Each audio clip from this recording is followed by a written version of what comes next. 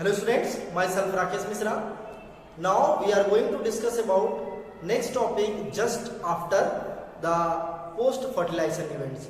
Our next topic is development and types of endosperm. As you all know, endosperm is very important parts of the embryo cell that help to nourish the growing embryo. So without delay timing, let back in online class and discuss each and every topic regarding endosperm. The first topic should be development of endosperm, and there will be just after development there will be the types of endosperm. So let back in online class and discuss each and every topic.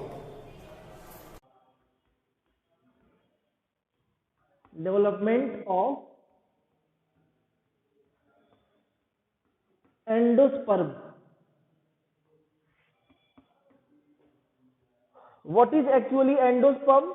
In previous video lecture you have seen the polar nuclei after getting one male gametes form the primary endosperm nucleus. Suppose that this is the cell that is known as primary endosperm cell. It is sometimes known as PEC, and it has two nuclei, that is called primary endosperm nucleus. Endosperm nucleus. Listen, in short it is known as PEN. After getting one male gamete, this is the one male gamete, it becomes triploid. So it becomes triploid, keep in mind, and that will call the primary endosperm nucleus, and that the cell is known as primary endosperm cell. Earlier the primary endosperm nucleus was the polar nuclei, and primary endosperm cell was central cell. Primary endosperm cell was central cell.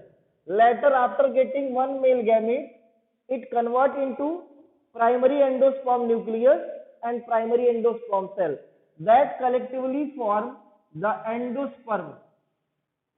Keep in mind, endosperm.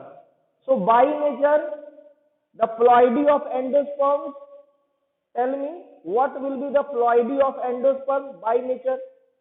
बताओ तो. Very good, रुचि Tripathi, well done. बाकी लोग शगुन Yadav, very good. So by nature endosperm is triploid, that is 3N. Very good. Vartika wrong है. By nature endosperm is triploid. ठीक है. Listen, the function of endosperm is to nourish the embryo. Very good, Darshika Yadav. The function of endosperm is to nourish the embryo. Let us, here you must have to keep in your mind the development of endosperm will be your heading, and what important things you need to mention in your copy. How do endosperm develop?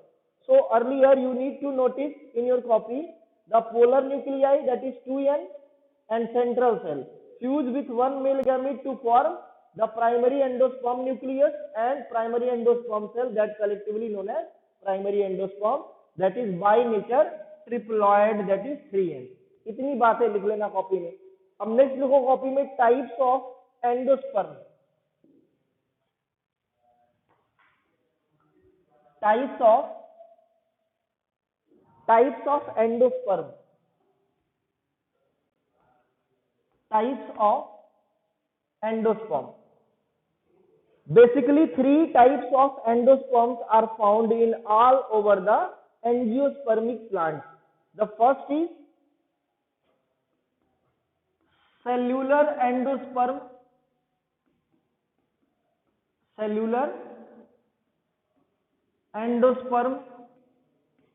The second is free nuclear endosperm.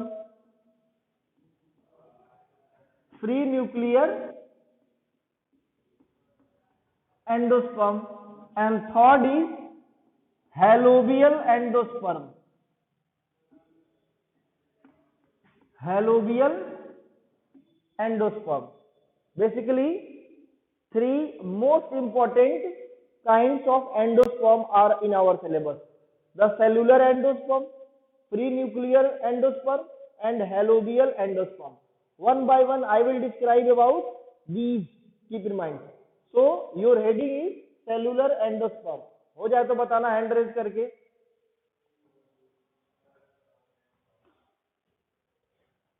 Very good. चलो listen. What is cellular endosperm? Suppose that this is the primary endosperm cell.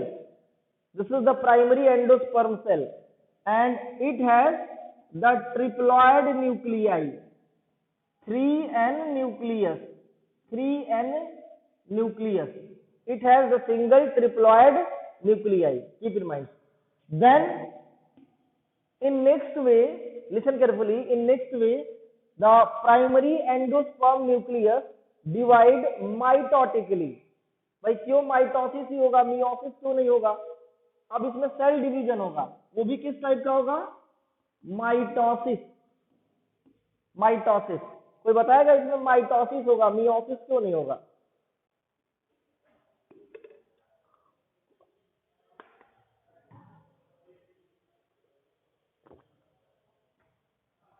चलो हम बताते हैं. 3N एक odd number है, और odd number वाले cell rarely जो है मियोसिस करते हैं. जैसे अगर हम 3 ही ले लें, वेरी गुड, 3 ही ले लें, तो 3 में जब हम डिवाइड करेंगे 2 पार्ट तो 1.5 आएगा. ठीक है, इस वजह से वो मियोसिस नहीं कर सकते, माइटोसिस करेंगे. तो सबसे पहले कैरियोकाइनेसिस होगा, यानी कि न्यूक्लियस का डिवीजन होगा. तो इसमें एक न्यूक्लियस से 2 न्यूक्लियस हो जाएंगे. अब हमको ये बताओ कि जब एक सेल में 2 न्यूक्लियस, एक सेल में एक न्यूक्लियस था, वो ट्रिप्लॉइड था. माइटोसिस के बाद एक सेल में 2 न्यूक्लियस हो गए, तो अब ये बताओ कि इसकी प्लॉइडी क्या हो गई दोनों सेल की? ये दोनों न्यूक्लियस की प्लॉइडी क्या होगी? रुचि त्रिपाठी रॉन्ग है भाई. प्रीति मौर्य रॉन्ग है, रॉन्ग है, सबका रॉन्ग है भाई. अभी तक तो किसी का सही नहीं है. रुचि त्रिपाठी वेल डन, ठीक है, अब सही हुआ. लिसन, देखो जब ये माइटोसिस करेगा एक न्यूक्लियस, तो ये 2 क्या बनाएगा? Same kinds of nucleus. तो ये भी 3N वाला होगा, ये भी 3N वाला होगा. इसके बाद तब इसमें क्या होगा? साइटोकाइनेसिस होगा. अभी तो कैरियोकाइनेसिस हुआ, उसके बाद क्या होगा? साइटोकाइनेसिस. तो लिखेंगे सेल, लिखेंगे nuclear division, nuclear division followed by cell wall formation. Cell wall formation. अब ये न्यूक्लियर डिवीजन हुआ, उसके तुरंत बाद सेल वॉल बन जाएंगे इसमें. ठीक है, तो 2 सेल बन गए और दोनों में एक एक न्यूक्लियस बन गए. ठीक है, तो अब ये बताओ कि दोनों सेल की प्लॉइडी क्या होगी? ये ट्रिप्लॉइड होंगे कि डिप्लॉइड होंगे कि हैप्लॉइड होंगे कि क्या होंगे? वेरी गुड रुचि त्रिपाठी, वेल डन. बाकी लोग क्या कर रहे हैं? बाकी लोग अभी सस्पेंस में है. वेरी गुड दर्शिता, प्रीति मौर्य, वेल डन. तो ये क्या हो जाएंगे? 2 एंडोस्पर्म सेल, 2 एंडोस्पर्म सेल. फिर माइटोसिस होगा. हाँ चलो वेरी गुड, वर्तिका सही है. फिर इसमें माइटोसिस होगा, तो फिर दोनों में न्यूक्लियर डिवीजन, फिर सेल डिवीजन. यानी हर बार न्यूक्लियर डिवीजन के बाद सेल डिवीजन होता रहेगा. ठीक है, ये याद रखना है, हर बार न्यूक्लियर डिवीजन के बाद सेल डिवीजन होता रहेगा, ये सबको याद रखना है. ठीक है, तो यहाँ पे क्या होगा, सब लोगों को ध्यान देना है. यहाँ पे ढेर सारे सेल गैदर कर जाएंगे, that is called cellular endosperm. इसको नोट कर लो.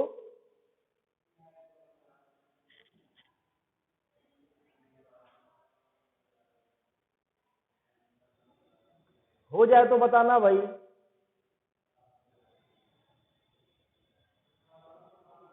चलो वेरी गुड. चलो आते हैं नेक्स्ट. एग्जाम्पल लिख लो सेलुलर एंडोस्पर्म का. White kernel of coconut, white kernel of coconut, white kernel of coconut. जो गड़ी खाते हो सफेद वाला पार्ट, वो सेलुलर एंडोस्पर्म है. और जो मिल्क है नारियल का, कोकोनट का जो वाटर है वो क्या है, वो फ्री न्यूक्लियर एंडोस्पर्म है। दोनों ट्रिप्लॉइड होते हैं, लेकिन वो सेल डिवीजन, न्यूक्लियर डिवीजन होने के बाद तुरंत सेल वॉल बना लेता है इसमें, और उसमें सेल वॉल नहीं बनाता, वो न्यूक्लियस ही रहता है चारों तरफ, फ्री न्यूक्लियर टाइप रहता है। तो इसमें क्या होता है, दूसरे वाले की बात करते हैं, ये तो पहला वाला है।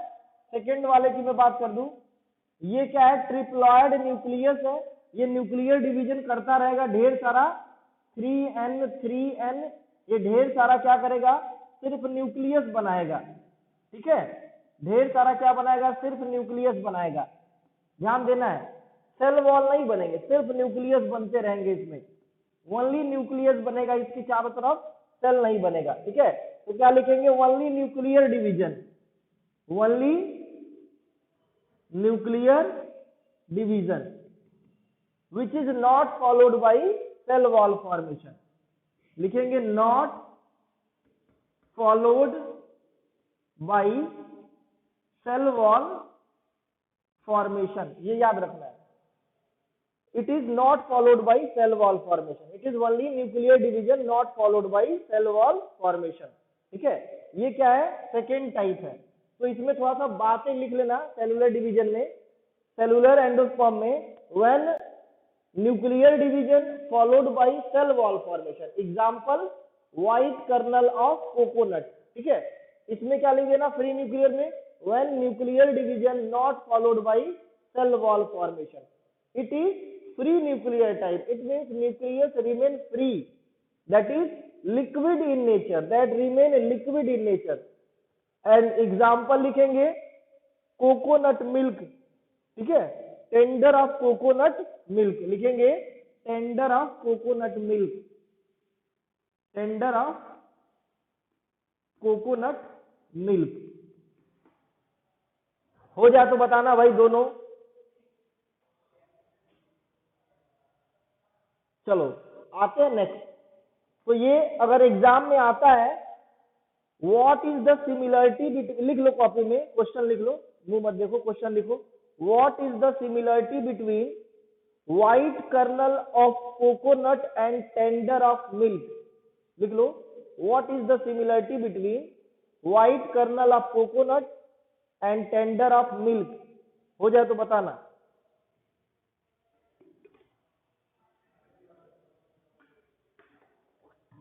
Very good. अब आगे क्या लिखना है, mention the difference, mention the difference also. तो दोनों में सिमिलरिटी भी हो गया, डिफरेंट भी मैंने बता दिया। डिफरेंट क्या है, one is nuclear division followed by cell wall formation, another only nuclear division not followed by cell wall formation. ठीक है, हो जाए तो बताना भाई। चलो ठीक है, वेरी गुड। अब हम लोग बात कर रहे हैं हेलोबियल एंडोस्पर्म में, तो सिलेबस में नहीं है, फिर भी थोड़ा बहुत जानकारी हम ले लेते हैं। हेलोबियल एंडोस्पर्म आते हैं, हेलोबियल एंडोस्पर्म।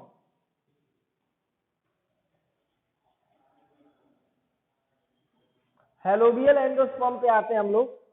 सपोज दैट ये क्या है, प्राइमरी एंडोस्पर्म सेल, और इसमें क्या हो गया, प्राइमरी एंडोस्पर्म न्यूक्लियस, ध्यान देना है।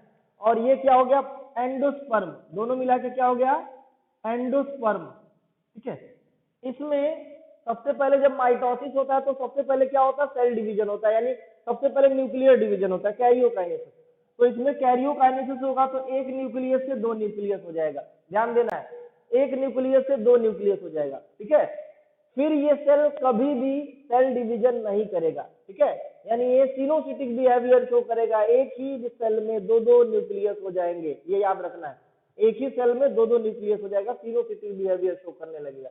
अब ये फिर से सेल डिवीजन करेगा तो इसमें दो न्यूक्लियस हो जाएंगे, फिर से ये माइटोसिस करेगा तो इसमें दो दो न्यूक्लियस होते जाएंगे। ठीक है, each time during mitosis it has only the two nucleus and that will continue. ठीक है, चारों में दो दो न्यूक्लियस हो जाएगा। It means once the karyokinesis happen in the cell, it will not followed by cell division. It will further perform the mitosis to form the same number of nucleus as it is.